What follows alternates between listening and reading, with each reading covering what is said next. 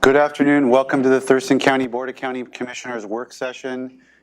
It's Wednesday, June 9th, 2021. It's 2:33 p.m. My name is Ty Menser, Chair of the Board. We have Commissioner and Vice Chair Gary Edwards to my left, Commissioner Carolina Mejia to my right, and the County Manager Miro Chavez.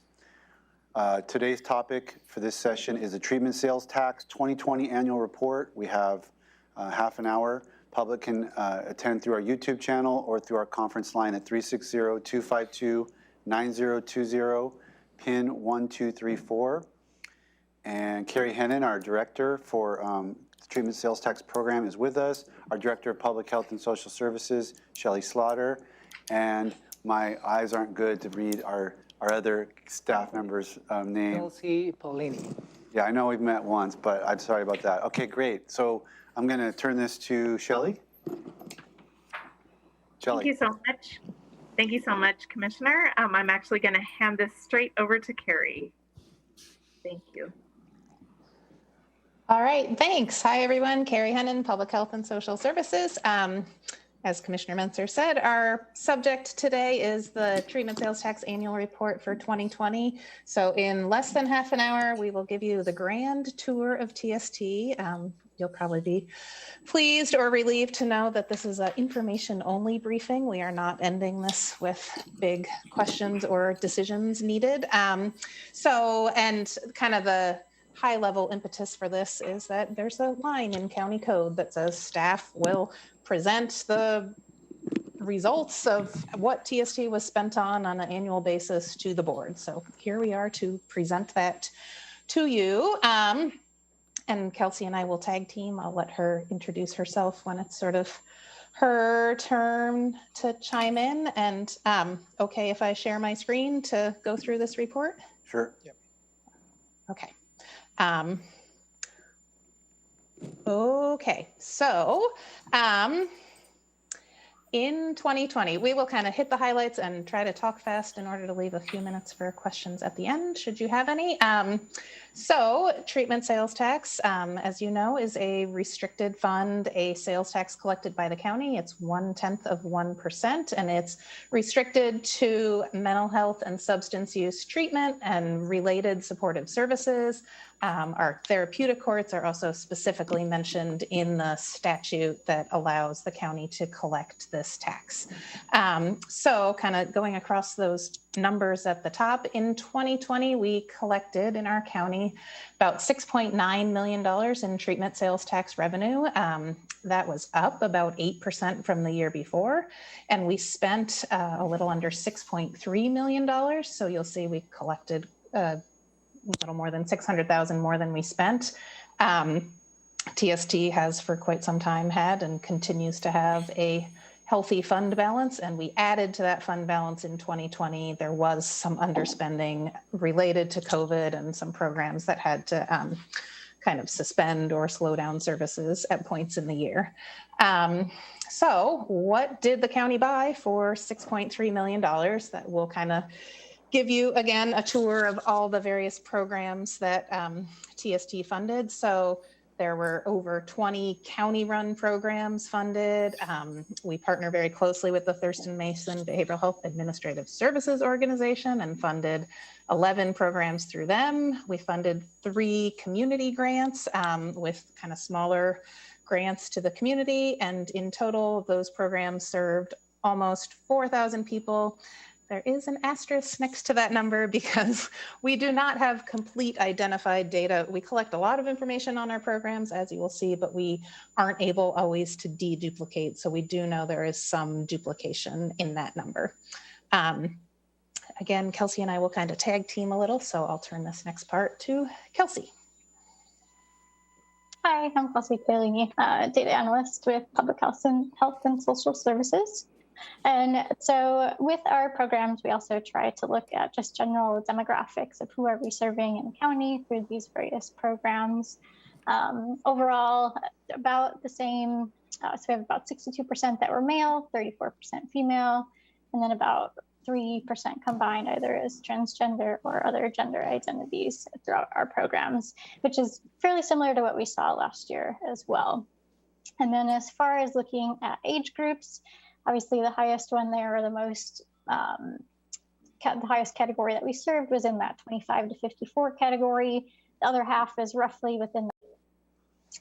And then moving on to the different zip codes and areas of Thurston County, the vast majority of the clients were reported kind of in that northern part of Thurston County. And then we had 17% of individuals that were experiencing homelessness. So fairly high, but as we know, also an issue in Thurston County, but also great that we can provide our services to people that are obviously in need. And that's what some of these programs are focused on as well, to help those individuals with housing and rental support. Then for most of our programs, we do look at race and ethnicity as well. So overall, most of the programs, let's see, 66% identified as white. We have about, the next highest is 10% as race was not reported. We do have some of the programs that did not collect race and ethnicity data. So that kind of relates to that. We're hoping to, I think this year, start and hopefully be getting that from all of our programs, which will be great, to be able to look at that breakdown a little bit more. And then kind of some various others identifications there. And for ethnicity, mainly most of the participants responded as non-Hispanic, and then another about 20% of the ethnicity that was not reported.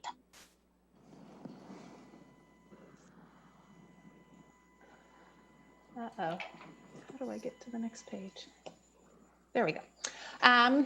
Okay, here's our big laundry list of programs. This is the slide that probably convinces you that it is a good idea to have a treatment sales tax advisory committee to learn a little more in detail about the many, many programs that TST funds.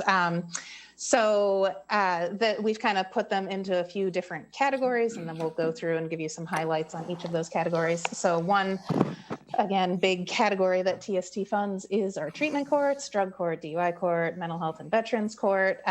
Total spending in that category was $1.5 million. That's just under a quarter of all of what we spent in TST in 2020. The next category, and the biggest, is a whole bunch of different programs serving youth and families. So there's programs operated by Public Health and Social Services, programs through the courts, and a number of different programs where we partner again with the Behavioral Health Administrative Services Organization. That was over $2 million, about 36% of our total spending. The next chunk are adult programs, $2.1 million.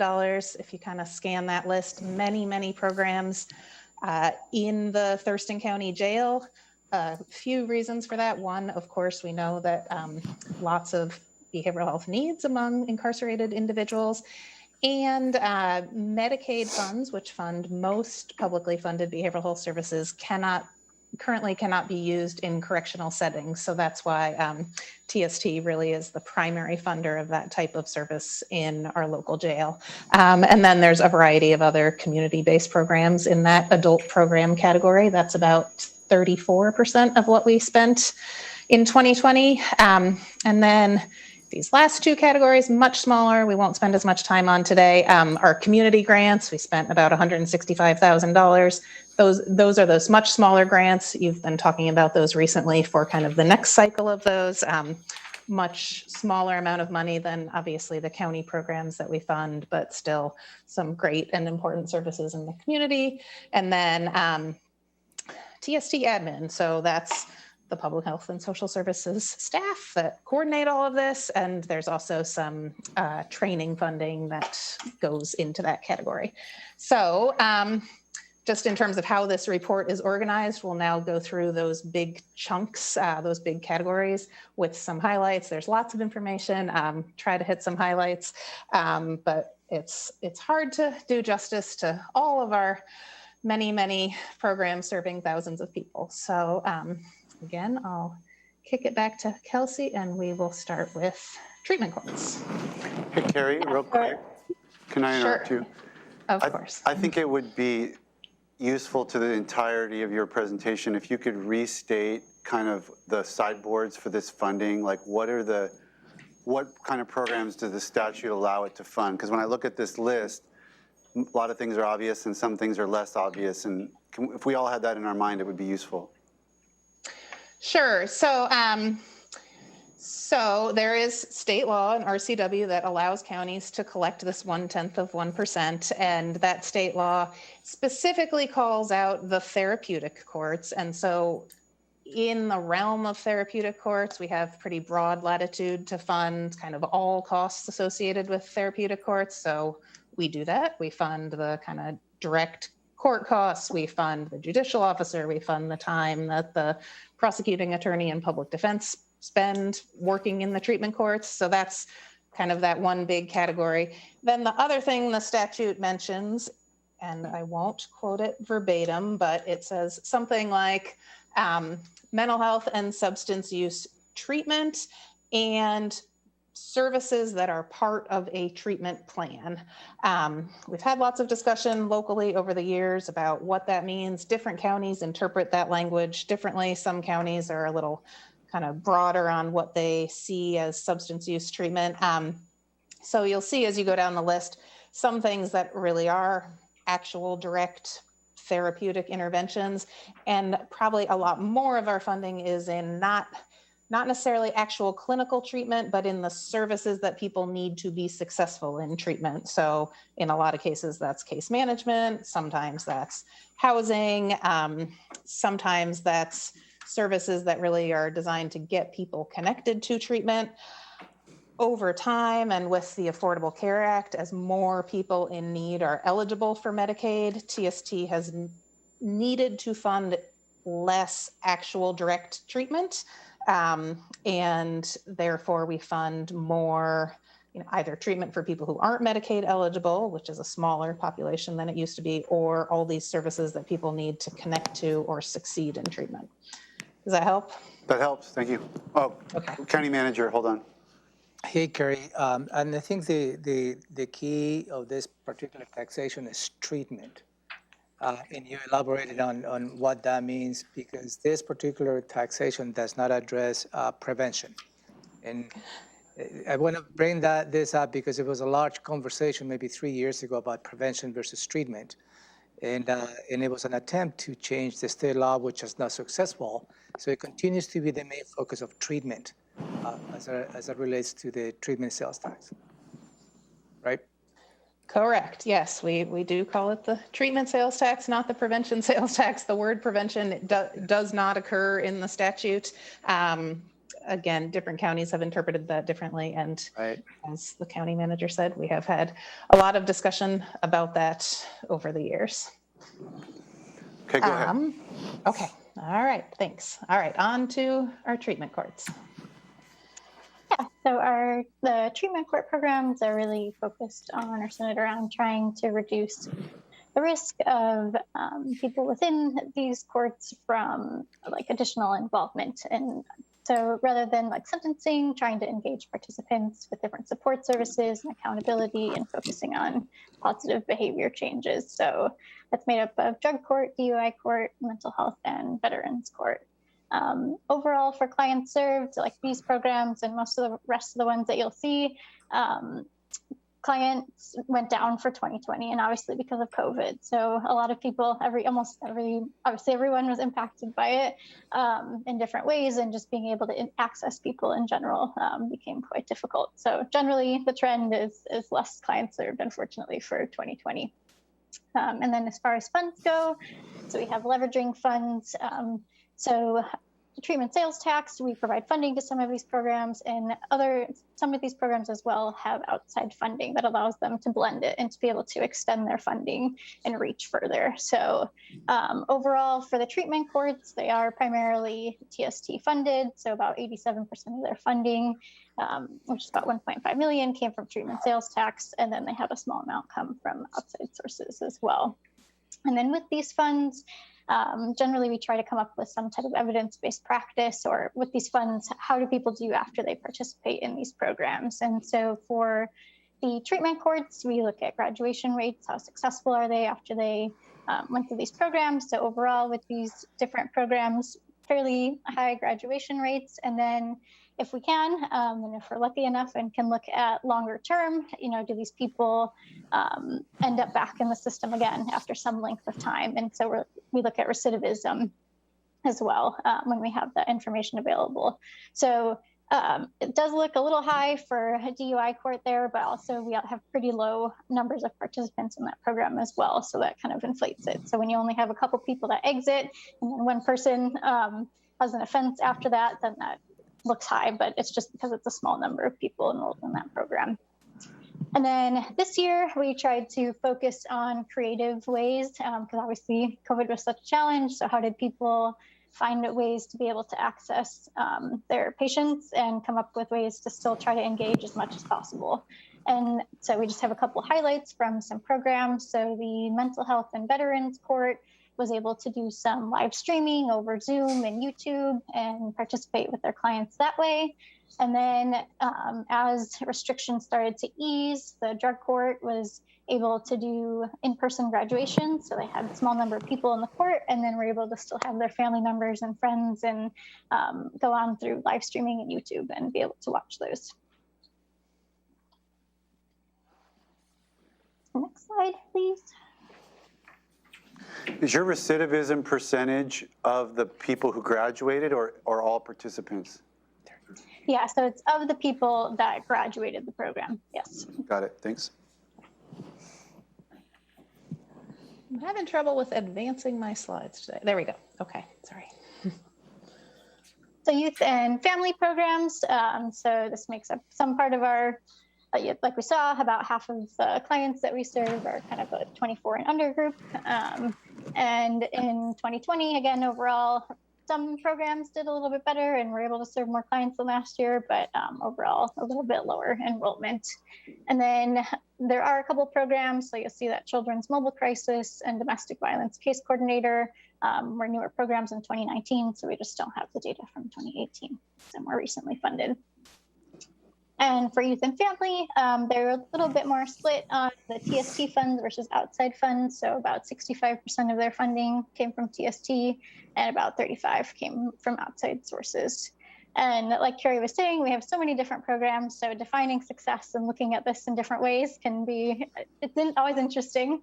So sometimes it's looking at the number of interventions that we can provide or how many different assessments. And sometimes we're able to look at surveys as well. And so, for example, with the Juvenile Justice and Behavioral Health Alternative, where they provide a survey when they get enrolled in the program and then when they leave the program, and then they look at overall, did their substance use change? And so in 2020, 67% of those that graduated had reduced substance use. And kind of similarly with youth outpatient treatment, we saw 50% reduction in both alcohol and marijuana use for those people that graduated. So nice kind of like pre and post, like how are these programs impacting people that go through them? And more with our virtual arrangements to kind of interact with clients, Family Recovery Court was able to set up weekly stress management activities and get their clients to participate that way. And United Way also donated some various supplies to Nurse Family Partnership. And so they were able to deliver diapers and formulas and food to families in need in COVID. And so I think like Carrie mentioned, we have quite a few programs that are within the county corrections. And so that you can see those up there. Overall, low numbers relative to last year. And again, a lot of it was just being able to access the jail and access the participants was pretty difficult, what we saw from quarter to quarter. And then crisis care, you'll notice, that was a program that was no longer funded in 2020.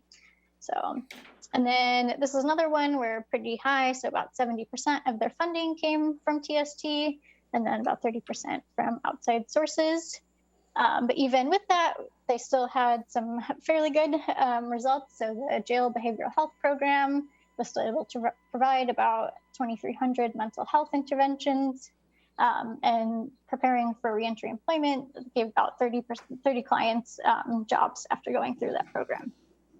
And the jail programs, through the CARES Act and Correction Bureau funding towards the end of 2020, they were able to implement some systems to work with their clients remotely in the classrooms. They were able to set up TVs and things and finally be able to access their clients and get them some treatment services in the jails.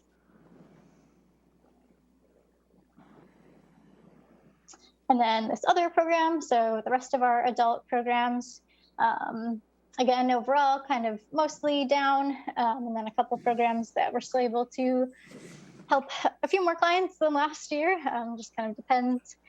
Funding overall, about 87% came from TST, and then a small amount from outside funds. And again, with that, so with housing, even through these various housing case management, almost 200 people, about 270 people were still able to be placed into housing after going through these programs, and fairly successful exiting percentages through these as well. And with the housing case management programs, they had a nice little success story on a couple individuals that after going through this program, they actually got involved in peer support. So partner organizations as peer support people. So they received assistance, rental assistance, and because of that, they were able to kind of go on and help others in the community too. Okay, so lots of programs, kind of a little more broadly speaking, what did we do in 2020? COVID, always a theme. So a lot of discussion during 2020 with programs about adapting and then adapting again and then adapting a few more times as the year went on. So I would say that was a big theme of our work in 2020. Also, last year, the TST Advisory Committee worked through the budget process, as did the board, of course. So through that budget process, several new programs are now funded in 2021. So there's some TST funding matching the county's law enforcement assisted diversion grant. Funding was provided for a social services specialist at Public Defense. There was new TST funding provided for additional diversion programming through pretrial services and an additional program through public health and social services to serve families with behavioral health needs who are not eligible for nurse-family partnership. So that's some of what came out of 2020. And now in 2021, working with offices and departments on launching those new programs. And here we are in June, and it's already time with the one-year budget to go into the next budget cycle. So we are working with the advisory committee, working with offices and departments, trying to get a sense of where are their gaps, where will offices and departments be looking for TST funding to expand programming, launch new programs, et cetera. And then of course, also doing the fiscal analysis side of what can we afford. So all of that is underway. Every chance I get, I want to recognize the TST Advisory Committee, great group of hardworking people who really do bring a great range of perspectives. We have many robust discussions. They ask just all the best questions. We don't always have answers, but lots of really good discussions with our funded programs, internal discussions in the committee about, how can we most strategically use this fund to fill gaps in our community. Okay, that was a lot. And I think we managed to leave 3 or 4 minutes for questions. So there you have it, TST at a glance in 2020. Commissioner Mejia, what do you got? Yes. Oh, thank you, Carrie and Kelsey. Is there not a report for the community grants? I do not see one. So good observation. So we did not do a separate page because those grants change over time. So we don't have a lot of kind of longer term information on those. We haven't highlighted those separately. We certainly could pull something together if you have specific questions. We also, in this kind of lower right-hand corner, we do have, if that wasn't enough data and charts for you, we have many, many more charts available, kind of updated on a quarterly basis. We have a interactive data dashboard. The community grants do show up on there. We just for kind of the sake of space, didn't wrap that up here. But we would be happy to kind of pull together a summary of that. But the challenge being that they sort of change over time, so it's hard to show a lot of kind of continuity. Okay, thank you. Do you service inmates in the Olympia City Jail? So TST does not currently have any funding in the Olympia City Jail. I believe Olympia is now using some of their public safety levy to fund all or part of a mental health professional. And I think they actually partner with OHR, Olympic Health and Recovery Services, on that now. I think tangentially there are probably, I'm sure there's TST programs who are interacting with people who are in and out of the Olympia City Jail, but there's not any dedicated programming, TST funded programming in the Olympia Jail. Okay. Carrie, do you have can you refresh my memory on the $6.9 million we collect? Is that collected across the entire county, including the cities? Yes. And we, okay, and then, okay. My other questions were, I thought I had a related question. My other questions are unrelated. Do you have something? Oh, okay. So I know there's been, I just learned this morning that there's been some discussion about whether or not TST funding could connect to the Resource Hub project that has been, we've been working on this year. Can you confirm or deny that rumor? I can confirm the rumor that it has definitely been discussed. Yes. So it seems like that would fit within the sideboards that you outlined, because the entirety of that project is related to substance abuse treatment and mental health and planning for, it's connected to those services, I think.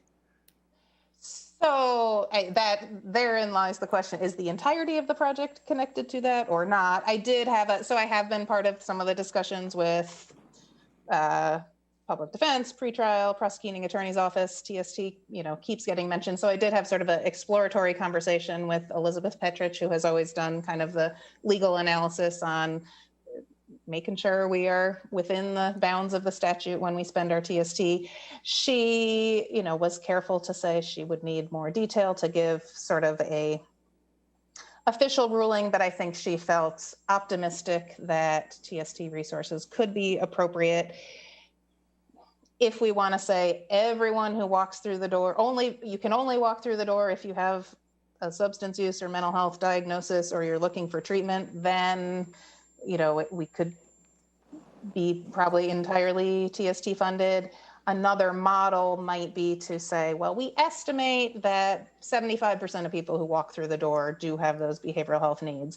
So therefore, we could fund 75% of it through TST funds. And then we have some programs that we fund that way, and we sort of reconcile at the end of the year. We have them track, well, was it actually 75%, or did you only have 60% of the people with behavioral health needs, and kind of supplement with some other fund source. So I think there are a few ways of structuring something that TST funding could probably be a resource there. Yep. Can you just, as an example, just so I have a sense of the thinking, like domestic violence case coordinator, how does that fall within the parameters? So that's, you just chose the example I was thinking of the way TST funds that, TST is funding about roughly half of that program. So, and that was based on they used to have some external grants. We did some sort of basic analysis saying, okay, of people on that caseload, those are civil cases. Of people on that caseload, how many also have a behavioral health diagnosis? We looked at some historical data, said, okay, it's about half. So we did work with Elizabeth Petrich at the time. She said, okay, well, then TST could fund about half of that program. We're budgeted to fund half. At the end of the year, we do have that person collect data on, okay, was it really half, or was it 55% or 45%? And we do a true up. So that program is partly TST, or that position is partly TST funded, partly general fund funded. And we do kind of true up based on the portion of her caseload that has that identified behavioral health concern. Does that make sense? It does to a point. I mean, I guess I don't know enough about the specific services provided by the DEV case coordinator. I mean, just because someone's justice involved, or sorry, behavioral health involved, still the service provided by that FTE should be connected to their case plan or their treatment. And I wasn't really sure that that's what that person was doing. Not that I'm just trying to understand how this works so I can apply the analogous analysis to other potential places that we could place this funding. I think you're hitting on sort of the question of, just because someone has a behavioral health need, does that mean everything we do with them is TST eligible? I think what I know, Elizabeth has sort of tried to be true to the statute while Carrie, also kind of getting to yes. I get it. That's the kind of the gray area. That's the line. Right. Yep. And so I understand. You hit the nail on the head. Just one quick question, Carrie. How many vacancies do we have on the TST Advisory Committee, if any? We do not have any vacancies. So the board appointed 2 new members in March. And we have generally, it is uncommon that people have resigned or had to go off. I think there was one health issue and one person who got elected as a county commissioner a couple of years ago and had to resign from the board. In general, people serve out their term, and we have terms that are staggered. So we will have either 2 or 3 people whose terms will end at the end of this year. I'd have to look that up. So in general, we haven't had sort of a lot of vacancies. It's just been kind of a yearly cycle of replacing 2 to 3 people. Thank you. Yep. Maybe I can just comment on Commissioner Mentzer's question on domestic issues. Having been to many of those in prior lifetime, I guess, anger management, alcohol, or drugs, I believe we're involved in every one of them. So I classify those activities as activities that would be eligible, I would think. I mean, they're just, I could use the crude terms about their mental health. It's not necessarily good when you beat somebody up. Mostly it's a man beating up the gal. I think they're eligible. Okay, well, 2 cents. we're out of time. Treatment Sales Tax Advisory Committee, one of the best committees we have in Thurston County. So I want to echo what you said there, Carrie, and please share that with the team. I know you do, our appreciation of what they do. Thank you. And kudos to you as well. Good job. Kelsey, yeah, great to meet you. Good job, and see you guys next time. Sounds good. Thank you. Bye-bye.